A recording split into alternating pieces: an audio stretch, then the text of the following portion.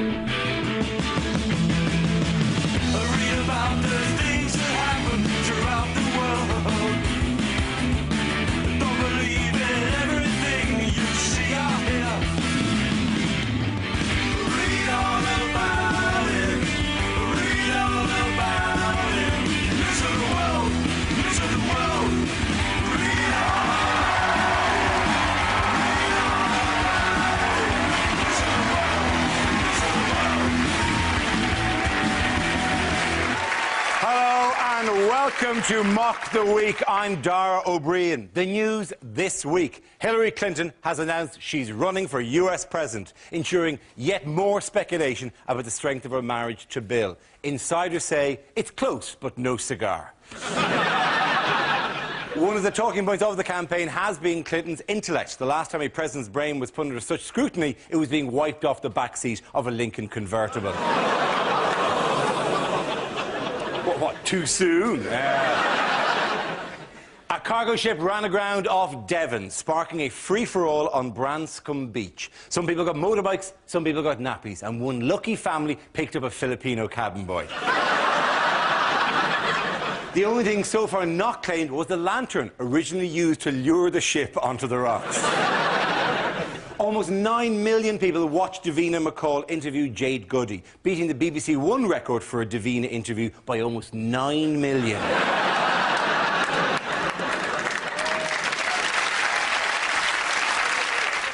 Shilpa Shetty is now favourite to win Big Brother and relaunch her Bollywood career. She's already been offered a brand new 300-film deal, which should keep her busy until the end of March.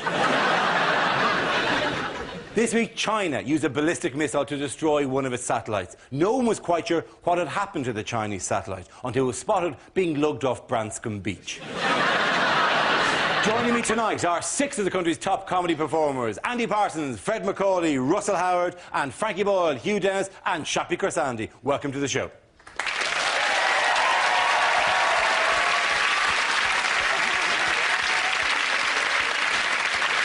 Our first round is called Headliners. Here's a picture of former First Lady Hillary Clinton. But what does HIPR stand for? Is it Hillary's invisible puppet ropes? It is not. Is it hands indicate penis radius? Hillary in plane crash reenactment. Hitler invaded Poland, really? Is it just Hillary is physically repulsive? I think she's all right. I think she's all right. I've always thought she's all right. She's a bit of a sex bomb. Do you really not find her attractive? I don't find her at all attractive. She's very intense and a bit like a reptile. But can I just point out, She doesn't that's look who great. you Yeah. fancy. Yeah, she doesn't. But that's her sex face when I'm doing one of my moves. So Well, you can't see. everybody's sex face. Does everybody turn into Ken Dodd? At the moment?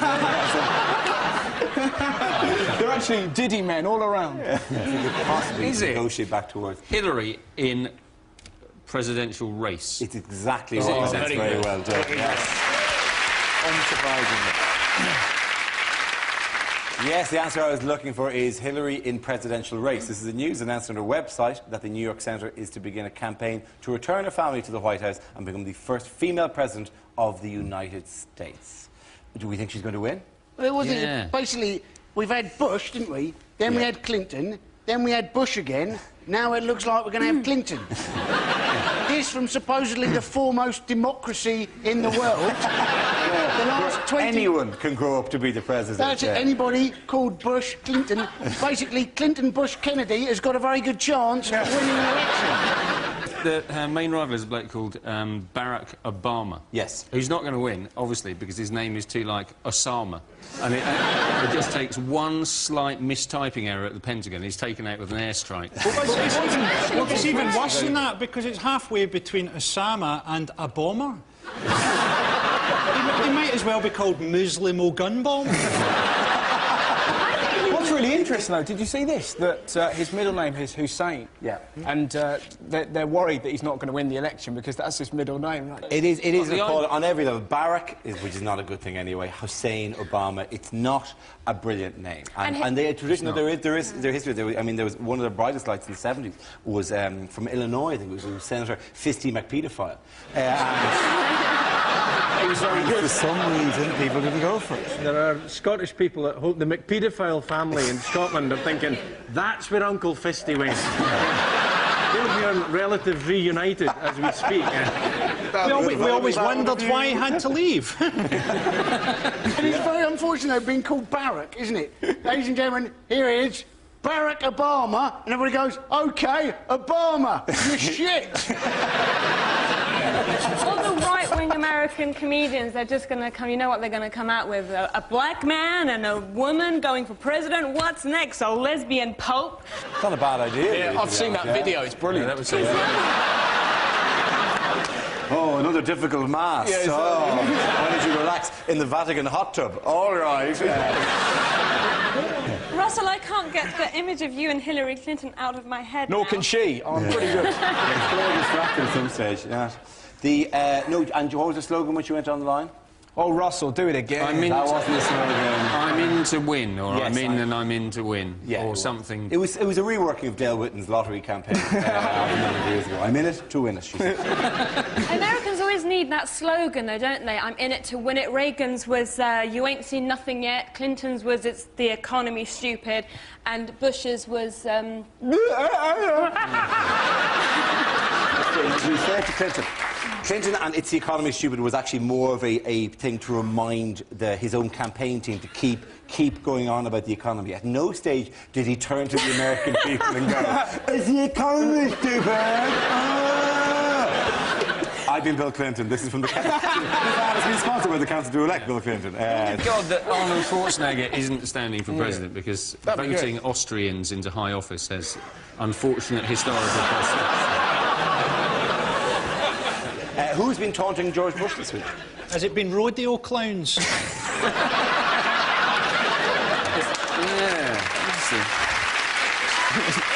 to get him away from the nuclear button. They've got little men that try and taunt him and lead him out into the garden where he can't do any damage. But I typed in a thing into the website this week. I typed the words "kill Bush" into the internet, and it came up with 42 million hits. But you find yourself thinking, imagine if he did die. Imagine that, if there'd be so many people waiting to dance on his grave, you'd have to scatter his ashes in Ibiza.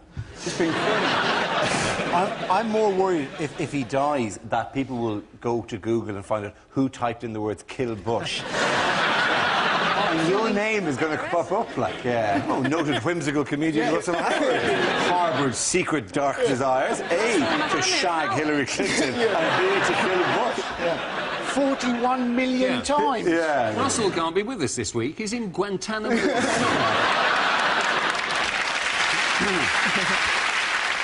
Did anyone watch the State of the Union address? I didn't see it all, but I heard one of the sound bites on TV where he said, you know, give war a chance, which was, you know, almost what John Lennon was trying to say. That thing where, you know, he comes out to do the speech and he's supposed to be the leader of the free world, and you know that 20 minutes previously he's been playing on a tyre hanging from a rope. What they should have done, because, you know, he didn't write any of it, it's poured over by other people. He's reading it from an auto-cue. That's the way to break it. His trouble is he's on the internet looking at all the people who've typed in "kill Bush." But what somebody should have done was just tampered with the auto-cue. Could have had so much more fun, just him kind of going, "My fellow Americans, I like big butts and I cannot lie." I also know that Ronald Reagan had microtechnology, a tiny wee earpiece, when he got told what to say, and he once stood at the camera and faced it and said, "Why doesn't the old bastard say something?" There's that thing with the State of the Union address, I don't know if you watched it, where people come on and analyse what Bush has said. Like, analysing the words of this moron. It's like sort of when in Lassie they used to try and work out what the dog was saying. What's that, George? There's trouble in the Middle East. You've shat on the rug. let's go closer to home. Why has there been a clash in this country between church and state in the last week? Oh, gay adoption. It is gay adoption, yeah? Yes. Well done, Russell. Well Yes, done. thank you. Can you give us more information on that? The church don't like the gays, apparently. This just in. Yeah. Which church? The Catholic Church. Catholic Church, very and? upset because A they man say called- that two men having sex is not natural, as opposed to a man walking on water, which is very much natural.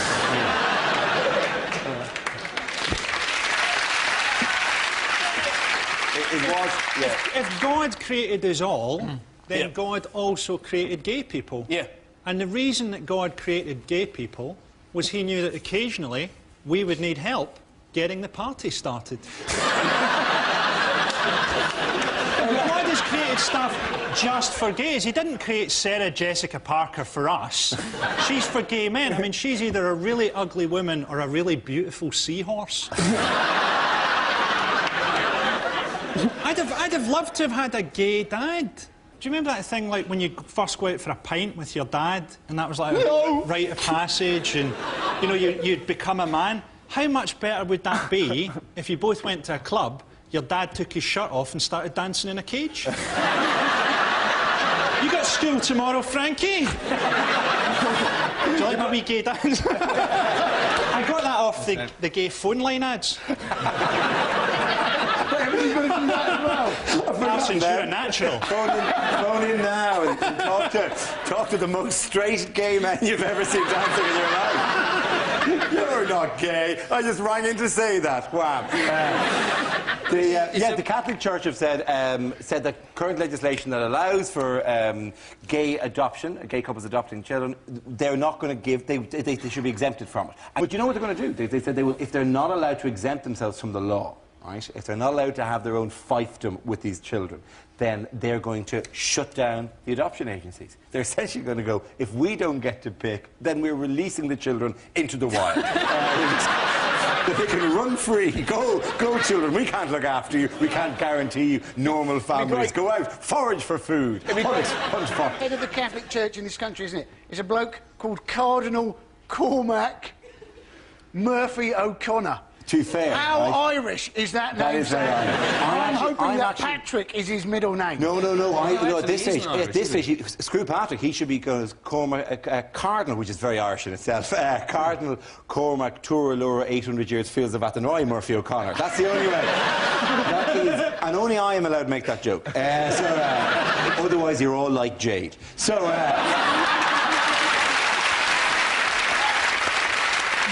The great shame of it is that gay men will have all the experience they need to bring up children. Because if you're in a gay relationship, you've got experience of putting up with tantrums, you've got experience of putting talcum powder on a sore bottom.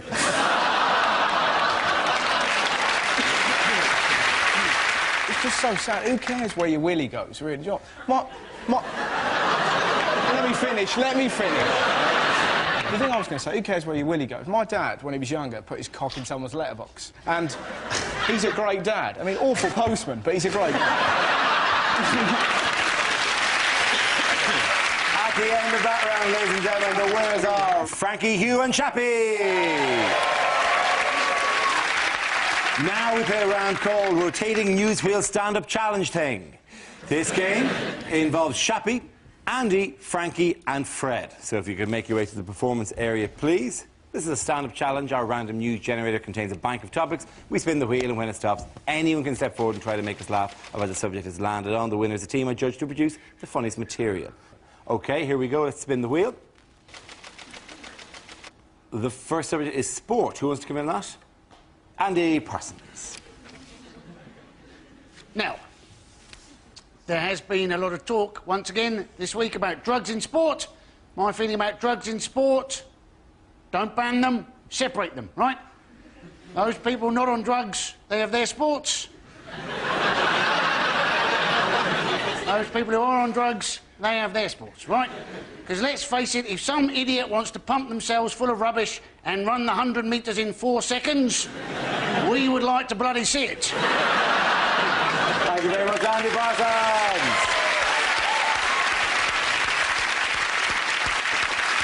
OK, let's spin the wheel again. And the subject is Iranian President Mahmoud Ahmadinejad. Who would like to step forward and talk about that? First of all, I'd like to say he's not my dad, OK? Now, I'm from Iran myself, and I do wish that Iran had a more moderate leader, you know, like a Mullah Light. Take the edge off. He'd have a whole different approach to Israel. He'd go, we've got to give Israel a really good talking to, and if they still don't listen, they're off the Christmas card list. Whatever Christmas is. Ordinary Israelis get a lot of prejudice. I have an Israeli friend, and whenever she visits me in the UK at passport control, they go, occupation? She goes, no, it's just a holiday. Well done, Shafi Kosandi! OK, that leaves us with Frankie and Fred. Let's spin the wheel.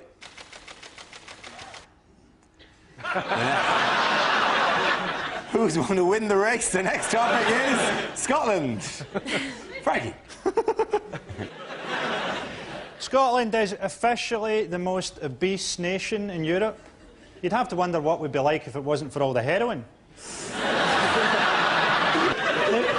They were talking about making the next Bond Scottish. I was glad they didn't, you know, because Bond was always travelling to all these different countries. If he was Scottish, he'd never get out the duty-free. Come on, Bond, we've only got 18 hours to save the world. It's all very well, Q. Have you seen the price of these little bottles of Stella? Always drinking, Bond, never actually gets drunk. It would have been good to see it just once. Try to phone Q in his ring. I fucking love you, man! Thank you, boy.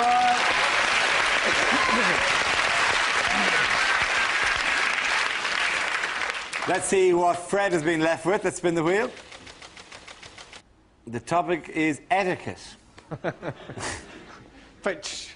I think there's been a deterioration in etiquette, there's been a deterioration in manners, and there's been a deterioration in language. And as a Scot, you know, we're often accused of using the F word too much. And, you know, that could be true. I think, though, it suits the pattern of our voice, it suits the rhythm of our speech. It actually fits in quite nicely. But I think I have found the epitome of the overuse of the F word. It happened at a St Johnstone versus Partick Thistle football match, and the detail is vital in padding out the routine. It was in McDermott Stadium, a stadium that can hold 10,000 people, they've been told. And 5 minutes into the second half, something happened on the pitch that the man 5 rows in front of me was not at all happy about, and he stood up and he pointed at the pitch and he shouted, "Fucking! Boo!" There we are. Because, you know, sometimes boo just isn't enough. Fred McCauley. At the end of that round, I'm giving the points to Andy and Fred. Come back here.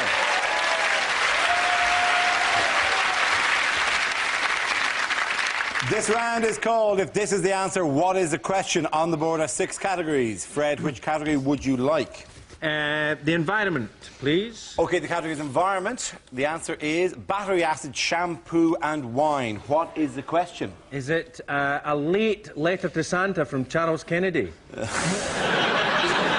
Is it what will arrive the next time Jade Goody orders a curry? Is it what are the 3 things that haven't had a wall chart in The Guardian? Is it according to the autopsy report, what was George Best's final meal? Is it what Do you think that's what they do with autopsy reports? Yeah. Is it the main ingredients of Branscombe pickle? No. Very nice. It is to do with that story. What 3 things were washed ashore from the MSC Napoli? That is exactly right. Well done. Very good. The question I was looking for was what was included in the cargo washed up on Branscombe Beach this week. This refers to the MSC Napoli wrecked off the Devon coast. The ship lost a number of its containers, which are subsequently salvaged by locals. Any particular favourite thing? One thing that I loved most was the giant balls of wool. And you think, what are they for? Giant cats. Is It's great. Enormous funny. cat. It's like a big version of like Secret Santa or Deal or No Deal. They're like run down, go, right, you take that one, then we go, here we go. Whatever it's here, we open it, okay. 1, 2, 3, hey, Mercedes! Ah, asylum seekers. Did you see the guy who... there was a guy who they interviewed in the news and he went, I've got a massive barrel of wine, nappies and cat food. It's going to be a hell of a party. You'd want to arrive at the right point in that party, wouldn't you? Not at 3 o'clock in the morning when they're all wearing nappies and eating cat food. I mean, isn't it amazing that they managed to get into the crates? Because I find it difficult to get into a tin of tuna. Finally, it's come in useful that everyone in Devon's got 18 fingers. You're not... 18-fingered Devon. Oh, come on. You know that people in Devon are right now wearing nappies and worshipping motorbikes. You just sat there go, that Frankie... It came from the ocean. This is God's munificence. We were right to sacrifice your sister to Poseidon. He has rewarded us. The great thing was, though, on eBay, wasn't it? They're actually... You've got these motorcycle airbags, Yeah. you know, and car airbags. Now, if there's something you don't want to buy on eBay, it's an airbag, isn't it? You don't want as your last thought as you go through your own windscreen going, crikey, I thought that airbag was cheap. Worth £10 I ever saved. Actually, to be fair to eBay, eBay have banned the sale of anything taken from Branscombe. Isn't there that strange thing of people have been shipping furniture across the world? There was a Swedish family who were shipping their stuff to South Africa where they were moving, and then she turned on the news and saw her possessions being stolen by the crowd. And whatever you think about a motorbike being taken from some motorbike thing, there's some woman in Stockholm watching people putting on her hat going, hello, I'm from Stockholm. I'm from Stockholm. I'm a big Swedish person. I'm off to South of Africa. That must have hurt. Sven, come and see the television. That's our airbag. I'll tell you what I feel sorry for, though. There's obviously people who normally on Branscombe Beach would have been going along with a metal detector. Oh, and for them years, weirdos. all they've picked up 50p, maybe the odd quid. They miss out one day, everybody else comes down, gets a brand new BMW bicycle. And what's the most valuable thing anyone came away with? The bike. It was the bikes, yeah. The motorbikes were the most valuable thing. It's been a free-for-all. One Royal Marine told the Mirror, we only went for a look, I've come away with a BMW. And absolute credit to his regiment, that man. There was one bloke that actually went, he had something, and they said, do you think you should take this? And he was a grown man, he went, finders keepers, losers weepers. And you're like, you're an adult. Like, if you just imagine him at home. Dad, did you fart? He who dealt with his motive. It is, you know, logic is ridiculous. Just because the stuff washed up, like, you don't go, if a pedestrian gets knocked over by a car and their mobile phone falls out of their hand, you can't walk over and go, is anyone taking this? That's mine now. Have you been to Scotland?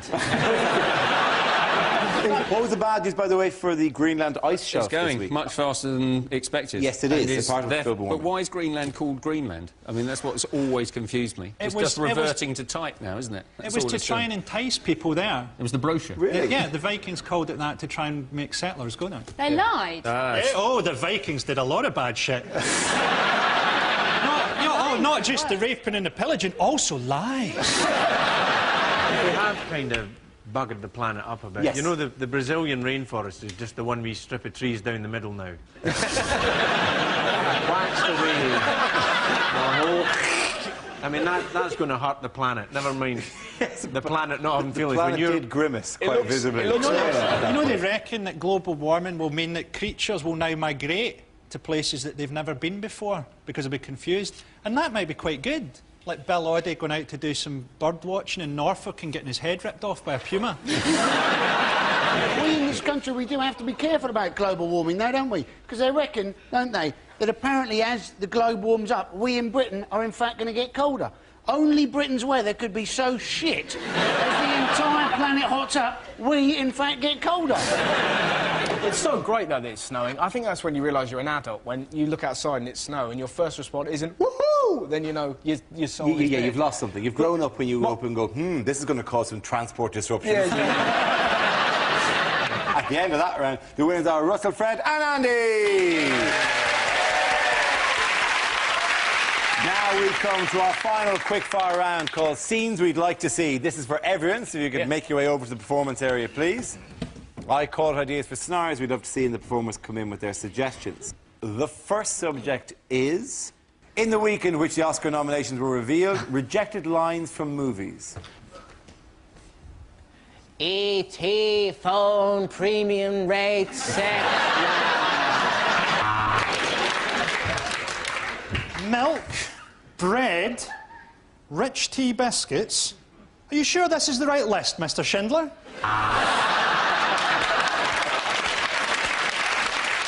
There are 50,000 Zulu outside. Now tell Jade to get back inside and keep her bloody mouth shut.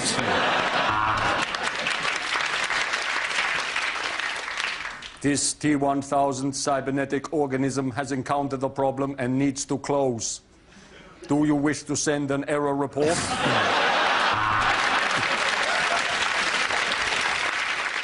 My name is Maximus Decimus Meridius, but on weekends, Marjorie. A census taker tried to test me once.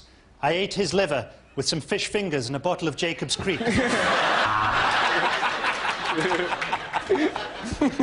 Good morning, Cheltenham! Well, there's one thing I should tell you, Mr. Darcy. I have chlamydia.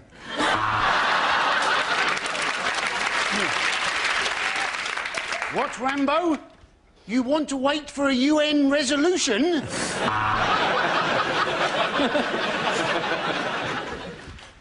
You were only supposed to blow the bloody doors off, Ibrahim. Frankly, my dear, I don't give a damn. But thank you for phoning the BT helpline. Luke Skywalker, I am your mother. The next topic is unlikely excerpts from a nature documentary. Do you see this little fella here?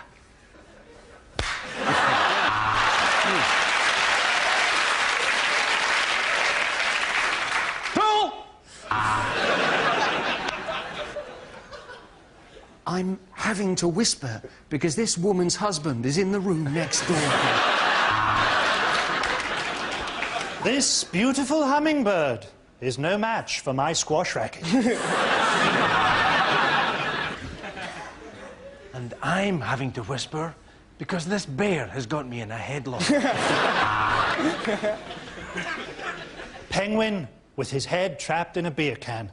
Tragic and yet somehow hilarious.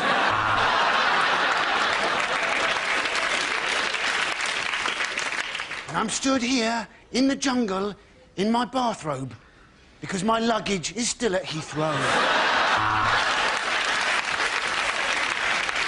Welcome back to Pimp My Hippo.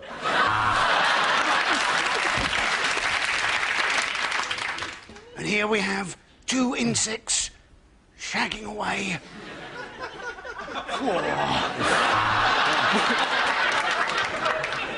Out of the water climbs a majestic otter who turns... Oh, no, it's a dog. And yes, the lion's after the impala, and the lion's got the impala. Tuck in, my son. Lion 1, impala 0. I'm the ghost of Steve Irwin, and welcome to Animals Kill the Daftest Bastards. That's it, ladies and gentlemen. Let's leave it at that. The points at the end of that round go to Russell, Fred and Andy. Pause at that. That's the end of the show. This week's winners are Andy Parsons, Fred McCauley and Russell Howard.